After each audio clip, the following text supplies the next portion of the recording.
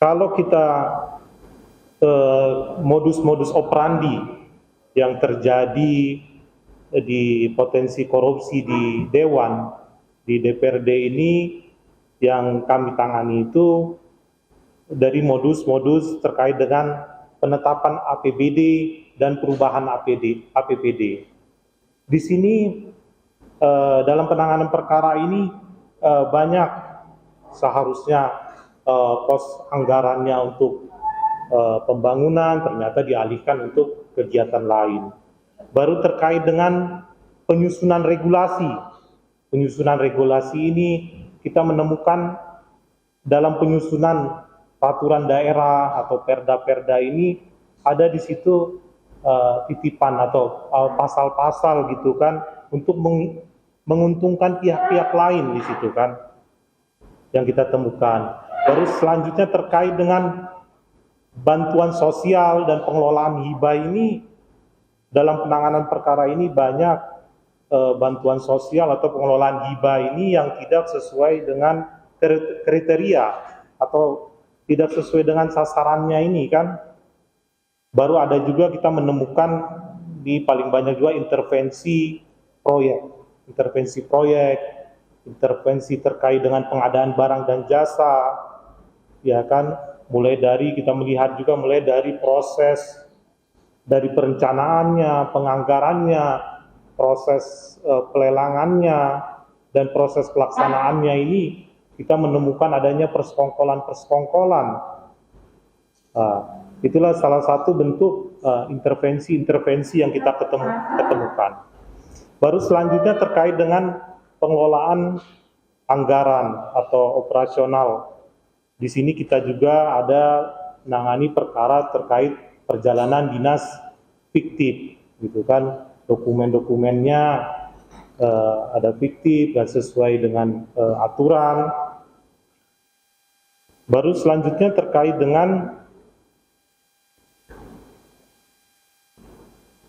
kasus-kasus yang ada ya, yang kita pernah lakukan itu OTT pada tahun 2018 terhadap anggota DPRD Provinsi Kalteng itu terkait dengan izin ya, terkait dengan perizinan ya, terkait dengan perizinan ini bagaimana DPRD yang memiliki kekuasaan, punya power ini mengintervensi ya pemerintah daerah ini agar tidak mempermasalahkan terkait dengan perizinan perusahaan PT ini. Dan juga perkara tersebut juga sudah diputus oleh pengadilan. Dan juga kalau kita melihat juga dari Undang-Undang Korupsi, penerapan pasalnya, kalau jenis-jenis tindak pidana tipikor itu di dalam Undang-Undang Tipikor nomor 31 tahun 99, junto Undang-Undang nomor 20, di sini korupsi dirumuskan ke dalam 30 jenis. Ada 30 jenis yang dikategorikan ke dalam 7 kelompok besar. Ini sudah banyak terjadi. Pertama terkait dengan kerugian keuangan negara, biasa penerapan pasal 2 dan pasal 3, baru penggelapan dalam jabatan, pasal 8, pasal 9, dan juga ini yang sering terjadi ini suap penyuap ini, penerapan pasal 12 huruf A dan B, dan juga ada pemerasan dalam jabatan, baru juga ada gratifikasi tadi, dan juga adanya benturan kepentingan dalam pengadaan. Selanjutnya bahwa DPRD ini kan memiliki fungsi, dia sebagai legislasi untuk pembentukan setiap peraturan daerah yang akan diberlakukan dan juga melakukan pengawasan, kewenangan untuk mengawasi pelaksanaan peraturan daerah atau peraturan lain serta kebijakan pemerintah daerah. Dan juga ada juga di sini fungsi anggaran, bahwa DPRD ini juga mengatur segala sesuatu mengenai anggaran APBD yang diajukan oleh kepala daerah. Makanya untuk itu diperlukanlah sinergi yang baik antara DPRD dengan pemerintah daerah.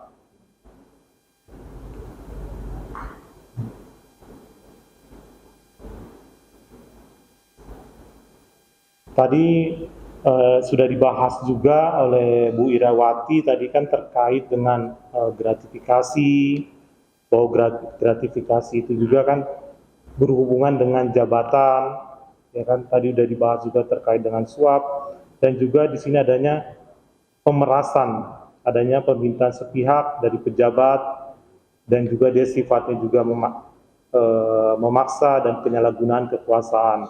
Makanya kami berharap para anggota DPRD ini untuk tidak lagi melakukan perbuatan-perbuatan gratifikasi atau suap atau pemerasan, ya kan, karena di sini ada ancaman hukumannya ini, ada ancaman tindak ada pidananya ini. Gitu. Demikian, sekian, terima kasih. Bicara mengenai program pemberantasan korupsi pemerintah daerah, itu dapat bersinergi yang baik antara eksekutif dengan legislatif. Dan kami berharap bahwa pada tataran pelaksanaan dalam hal penganggaran atau dalam hal penggunaan APBD itu sendiri dapat dipertanggungjawabkan dan memang berkesesuaian dengan pembangunan yang ada di pemerintah provinsi Kalimantan Tengah. Kami berharap Kalimantan Tengah akan menjadi suatu provinsi yang lebih besar lagi dengan tingkat pertumbuhan yang lebih baik lagi, lebih bagus lagi. Saya beberapa kali dari tahun, saya sudah beberapa tahun lah di sini. Saya melihat Kalimantan Tengah ini damai, enak, jalanan semua rapi, tapi satu, kayaknya masih sepi aja. Sepi ya, saya bingung. Kenapa sepi banget ya, jam 8, jam 9, udah sepi sekali. Karena mungkin saya di Jakarta ya, artinya kami berharap Kalimantan Tengah dengan infrastruktur yang sudah tersedia ini ke depan akan menjadi suatu provinsi yang lebih berkembang, lebih hebat lagi. Mungkin itu dari kami, dan kami kembalikan ke Pak Ketua atau Pak dari sisi kami persilakan. Sinergisitas eksekutif dan legislatif.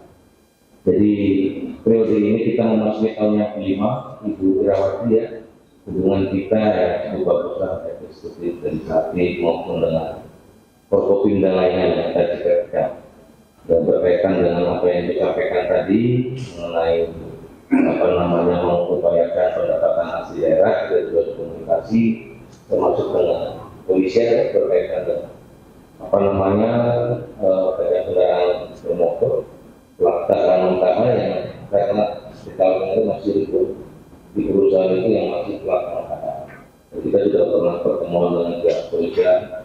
Kita mengupayakan itu, tapi memang banyak regulasi yang justru bertentangan dan berseberangan terkait dengan karena pihak kepolisian tidak bisa memberikan tindakan yang pokoknya harus dilakukan Nah terus yang selanjutnya harfiah sinergitas itu adalah hubungan saling menguntungkan.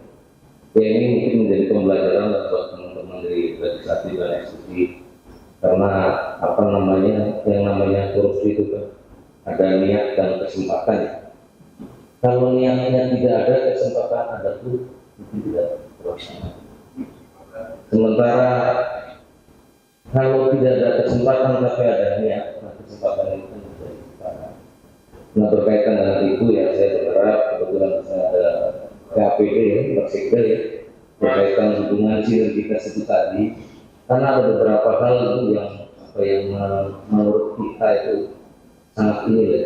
Pertama biaya politik kita di Kalimantan Tengah itu high cost cukup tinggi ya.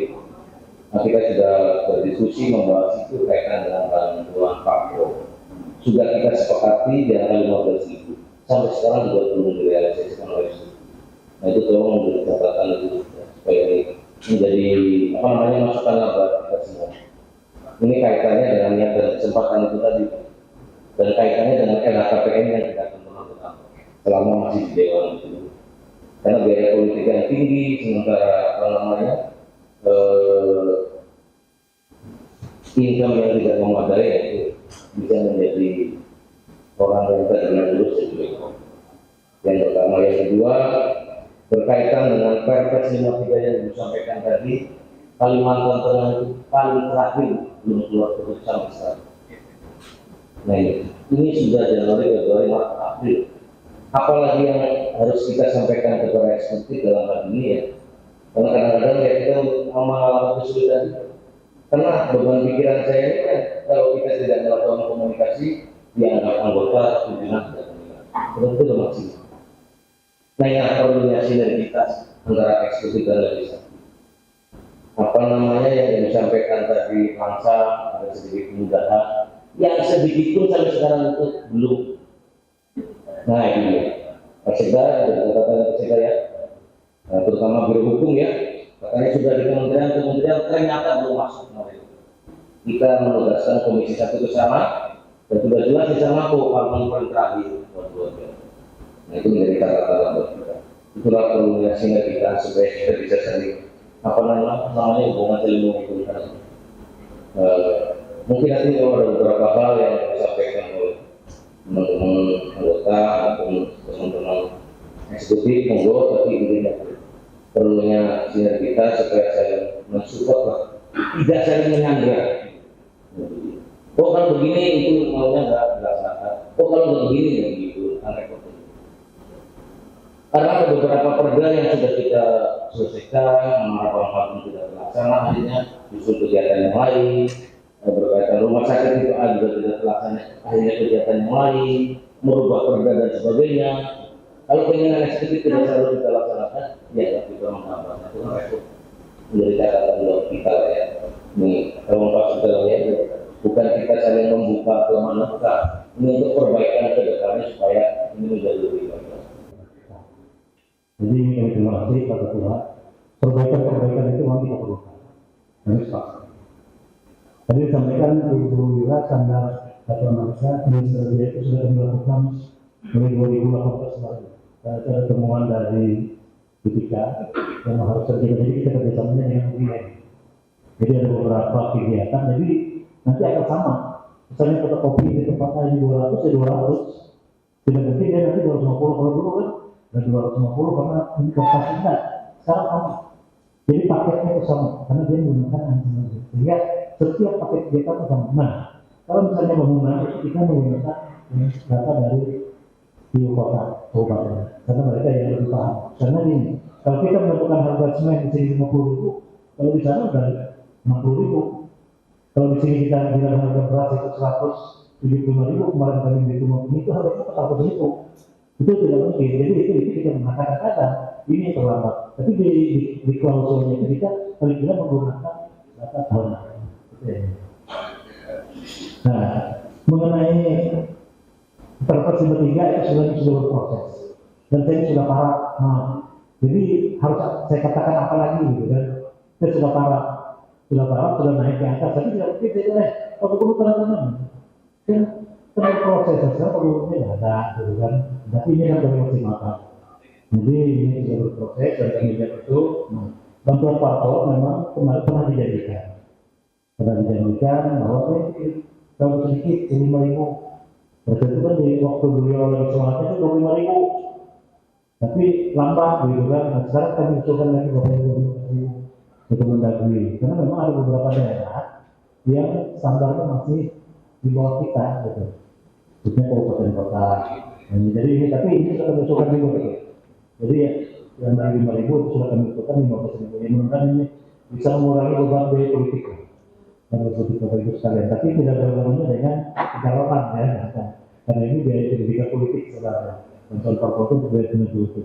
Kira-kira itu kedua, jadi kami Ibu Ira saya dengan anggota DPRD khususnya Banggar ini ya aman-aman disampaikan dengan beberapa koreksi dan kita bisa dari dan tentunya itu bisa diperbaiki bersama. Terima kasih. Assalamualaikum warahmatullahi wabarakatuh.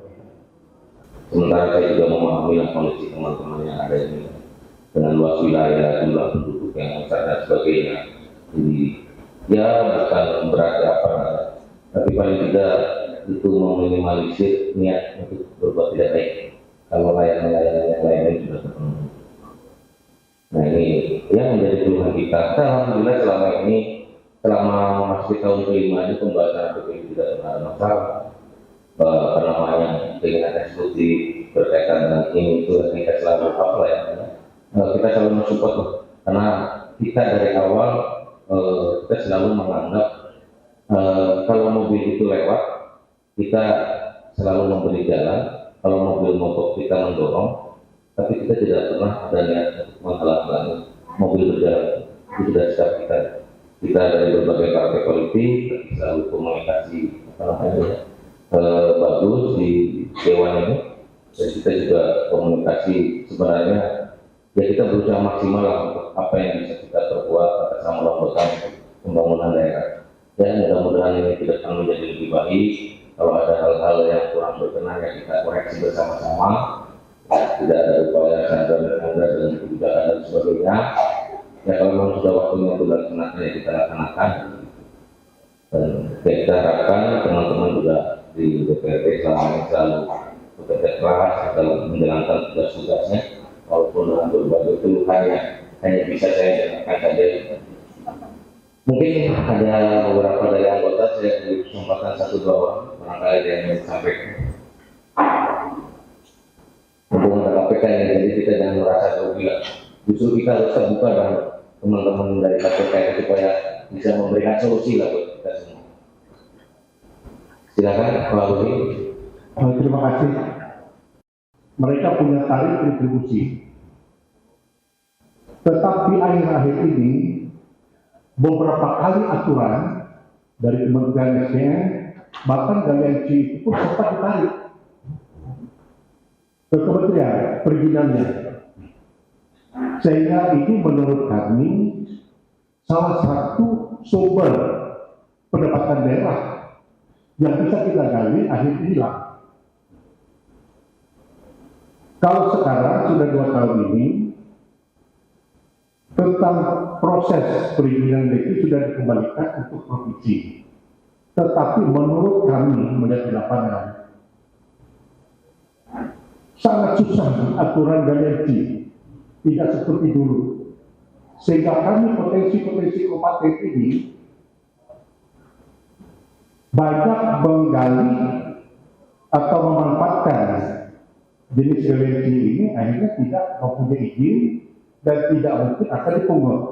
Jadi harapan kami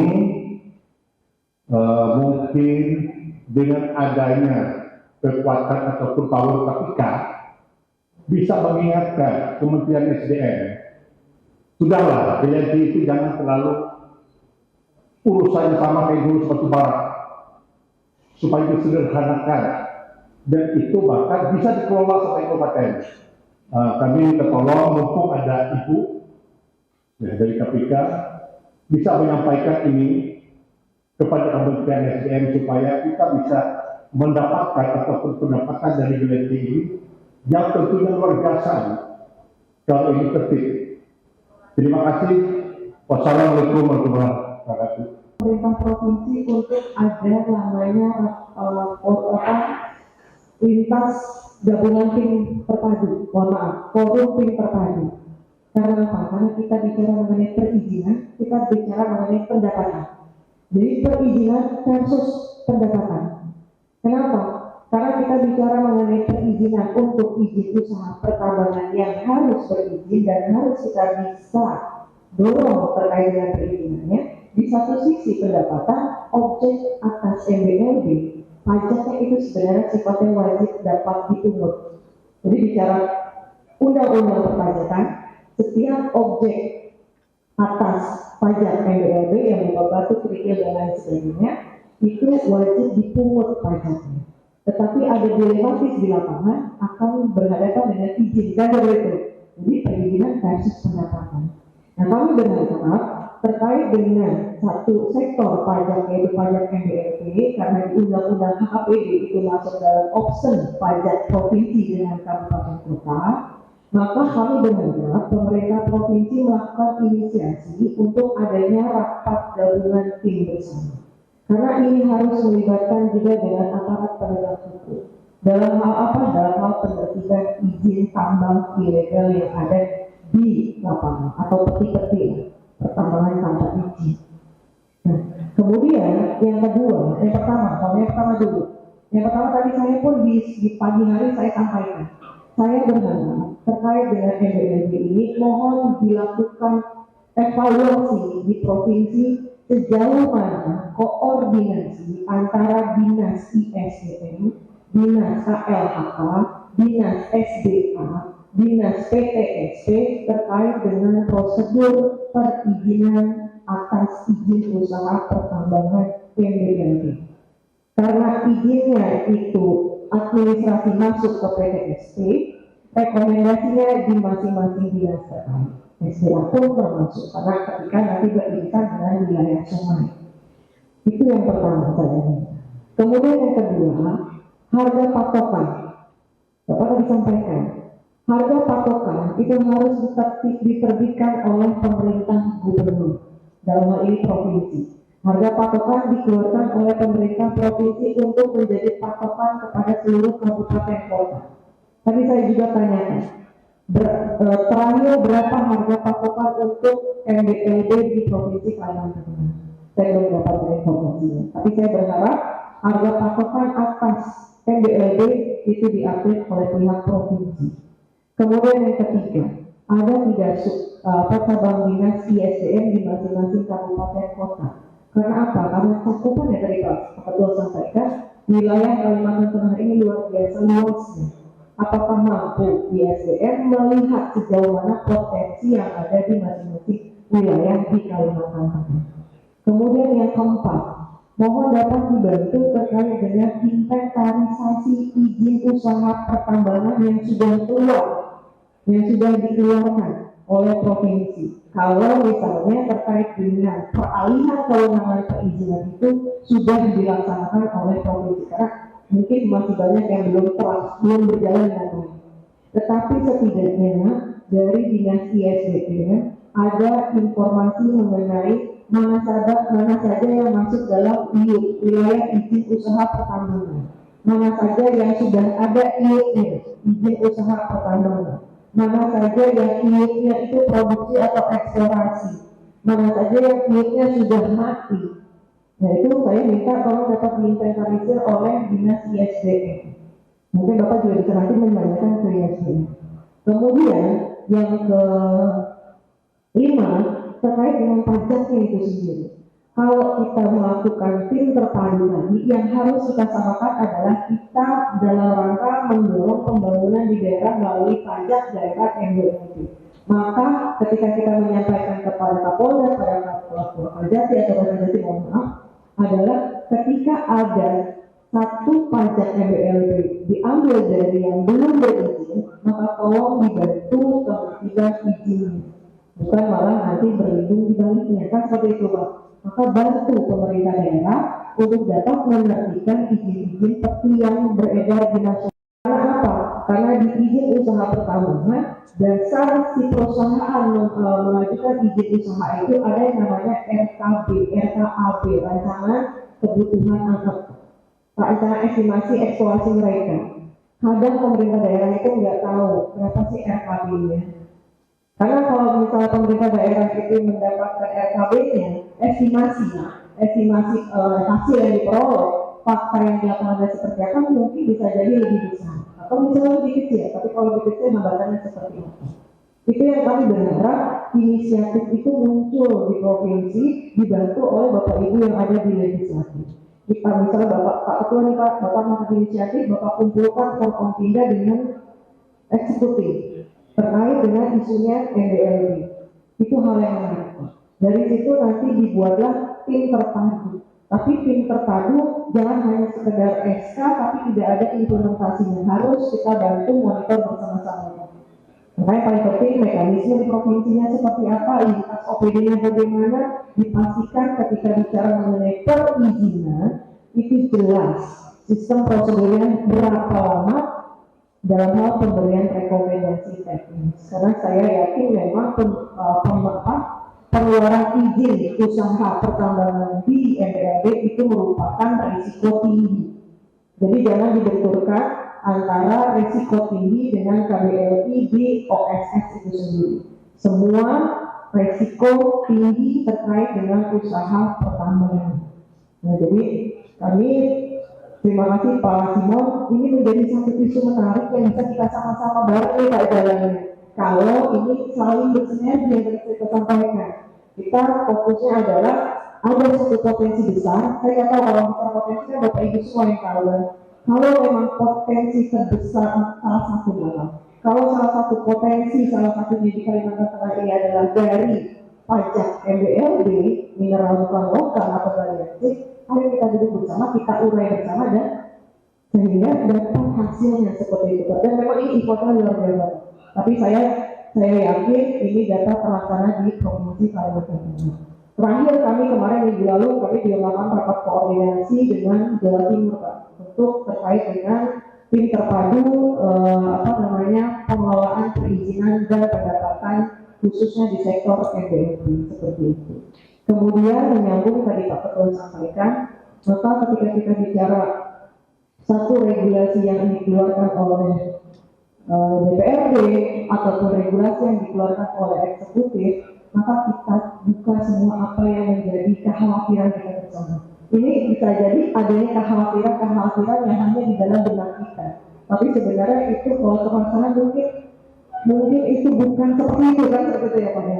Maka kalau bicara mengenai tadi Perpres 53 apa yang menjadi hambatannya itu yang harus kita diskusikan dulu bersama. Satu sisi kita harus menerima konsekuensinya juga ketika itu dijalankan, maka yang paling penting juga harus ditanyakan kepada Bapak Ibu di DPRD nanti pada saat implementasinya perencanaan di awalnya seperti apa, untuk apa dan bagaimana, seperti apa, kapan dan alasannya harus dapat dipertanggungjawabkan dengan jelas.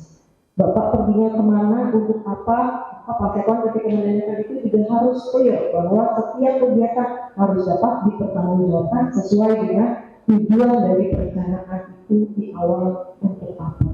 Jadi kami berharap sekat-sekat tadi apa ya pertanyaan-pertanyaan yang mungkin itu hanya di benak kita dudukkan kembali hambatan dan kendalanya itu di mana dan seperti apa. Dan kami berharap tadi Pak Ketua sampaikan sinergi, betul yang namanya sinergi itu atau yang namanya kerjasama itu harus saling menguntungkan, tidak ada yang satu untung yang satu untung. Rapat koordinasi KPK dengan lembaga legislatif di DPRD Provinsi Kalimantan Tengah kedepannya kita lebih maksimal lagi melaksanakan tugas-tugas kedewanan dan mudah-mudahan ini menjadi berkah buat kita semua sehingga apa yang kita sampaikan unek-unek yang selama ini ada di benak kita bisa kita sampaikan. Mudah-mudahan ini menjadi perhatian buat kita semua. Ibu, saya pikir ini sudah waktunya cukup ya. Nanti kalau ada hal-hal lain kita bisa komunikasi baik-baik lah supaya kalau ada hal-hal yang perlu pembahasan bisa kita komunikasi. Saya pikir itu sudah Bapak Ibu sekalian yang saya hormati, alhamdulillah rapat koordinasi pada sore hari ini bisa berjalan dengan baik. Mudah-mudahan rapat ini membawa hal positif buat kita di legislatif dan eksekutif dalam rangka melaksanakan tugas-tugas kedinasan kita. Terima kasih untuk semuanya. Wabillahi taufiq wal hidayah. Wassalamualaikum warahmatullahi wabarakatuh.